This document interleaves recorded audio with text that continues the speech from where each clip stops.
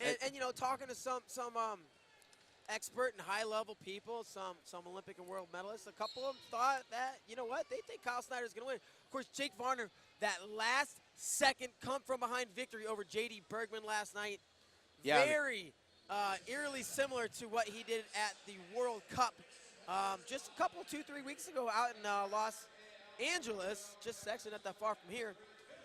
Against Iran, he was losing. We're both losing our minds saying, what the heck's going on? Well, come on, Jake. He's like, turn around, shut up, Bader Richard, I know what I'm doing. Scores with essentially no time on the clock. Replicates that again last night. So no matter what happens, I will not question Jake Varner. Absolutely not. And, you know, but at what point does going back to the honey hole so many times like that get you caught? I mean, and, you know, the thing about Snyder, he's very offensive, you know, and we saw, you know, Varner typically does well against offensive guys. He's able to use their aggression against them, mind you, and shut them down. But can Varner fend off Snyder's single leg? I mean, that's what he's got. We know he's got a single leg all day. But I'm interested to see, A, the hand fight. Can Varner get to his collar tie and work that pick? B, can Kyle Snyder get through it and get to his legs? I don't know about you, but I'm just really stoked for this stylistic matchup. And looking at them, I would say, now that I really look at them, it's not as big as I thought, but I would say there's a size advantage for Jake Varner here, but maybe not quite as big of a size advantage. I mean, looking at him, thought. Maybe similar to the Hochstrasser-Ramos scenario, Varner definitely has the length and height, but Snyder's thick. Yeah, but Jake Varner. I mean, Jake Varner is, trust me, I'm well aware of what Jake Varner's got going on. It's just, yeah, it's not as much of a size difference as I thought it would be. Exactly, and they're going to go passive red, 30-second shot clock against Jake Varner. Let's see if, and there I heard, don't change anything. I think that came out of Ross Thatcher, coach in the corner for Kyle Snyder. Snyder, of course, true freshman this year, NCAA finalist, was going toe-to-toe with Kyvan Gatson. Gatson was able to pick up the fall off of a throw, but no doubt Kyle Snyder is ready to go toe-to-toe with anyone in this country in any style. Absolutely. Of wrestling, say you know, maybe for Greco. You talk to the coaches just around, you know, around the tournament. Freestyle is probably Kyle Snyder's best style. Agreed. I mean, without a doubt. So he takes the early 1-0 lead. But for a shrug to a foot sweep did Jake Varner, was not able to convert. You know, remember he was going.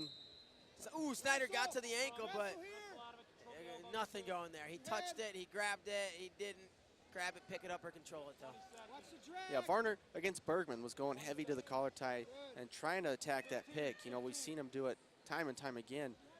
And his go-to for number 2, when he couldn't get the pick, was that super duck. He tried it once in the first, and me and you looked at each other like, what's he doing? And then in the second period, that's what he scored on. It was almost like it was a very subtle, almost a super duck, but it wasn't like misdirection. It wasn't like a Bubba Jenkins where you think throw the arms in the air and flail and go one way to the other, high flash. It was almost like a misdirection duck kind of thing, one way the other way. Really fast. Yeah, really fast. And he covered shorter distances than you think of when you see a traditional super duck. Here you see the stats. Keep creating angles, Kyle. For these guys, studs, just studs. Yeah, and we're back to it. And I got to admit, I'm really liking the pace that Kyle Snyder has won and the angles he's getting. He's keeping Jake Varner away from that pick, and that's obviously key number 1. Oh, and he gets to the leg. Look at that. He's in position here. He's going to get 1 or 2, I believe. He's trying to hold him in. And he's going to be fleeing the hold. I think that potentially could have been fleeing the mat, but not going to be confirmed. So 2-0 though, and his first offensive score for the young man, Kyle Snyder, now 2-0 over defending Olympic champ Jake Varner. That looked like he went ankle pick of his own.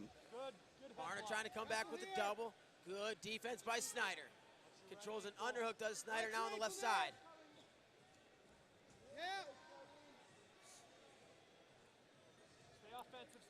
Now remember, Varner was here yesterday, exact same scenario as he shoots in there, but he was down by 2, had given up 2 one-pointers, a shot clock point and a push-out, and was able to get that takedown with, what, under 5 seconds to go. I believe so. So Does that precedent hold here?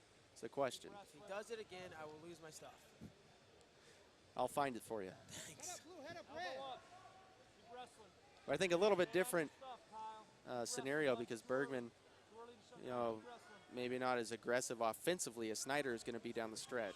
And here we go. Varner takes a shot from the outside again. Successfully defended by Kyle Snyder. He digs that underhook on the right side, doing a good job with his hands defense. And Varner trapped underneath. He's driving Snyder to the edge of the mat. Varner moving him forward, getting underneath, but can't penetrate in and through the legs. Snyder just peeks at the clock, sees there's 1:15 to go, understands his 2-point lead, and will probably wrestle accordingly. Won't take any unnecessary risks. But at the same time, striking distance with Jake Varner. Can't give up a takedown. So you can give up 1, not 2. Just got to be cautious of that. Under a minute to go. We're shaping up for a great finish here. Varner's pushing Snyder all over the mat right now. And now Kyle Snyder will be on the 30-second shot clock. And as I said before, I don't see him pressing forward and taking unnecessary risks. He will hold position. If he sees a shot, take it. And if not, I think be content and okay with giving up that shot clock point as we move to 40 seconds. I mean, think if you're Varner here, it doesn't matter if he's on the shot clock or not. With 40 seconds to go, you got to get your takedown no matter what's going on with the shot clock. Yep, you are correct. Circle, you don't have to stand in front of him. Elbow snap, snap at the elbow, get rid of him. Snap and circle, yes. Just a couple more seconds here on the shot clock Don't stand before Varner's going to pick up a point. Here he comes. Don't jam that. Hey, 15 seconds. 16 seconds to go. Hands down. 10 years Hands down. younger. And And he goes- there we go, a similar deal with what we saw yesterday. Varner pressing forward, 10 seconds to go. Can Varner do it yet again? Snyder, fantastic position, 5 to go. One last shot. Gonna go for it. And no! The kid does it. Kyle Snyder, 19 years young, the freshman in college, upsets defending Olympic champion. And he's gonna be crowned your 2015 U.S. Open champion. Kyle Snyder's in disbelief right now. He looks down at the mat as if to say, did I just do that? I just did that. And look at the look of satisfaction on his face. Snyder does it, picks up the stop sign. I A loud cheer from the crowd behind him. I don't know if we can express the gravity of what we just saw. We just saw a 19-year-old, true freshman in college,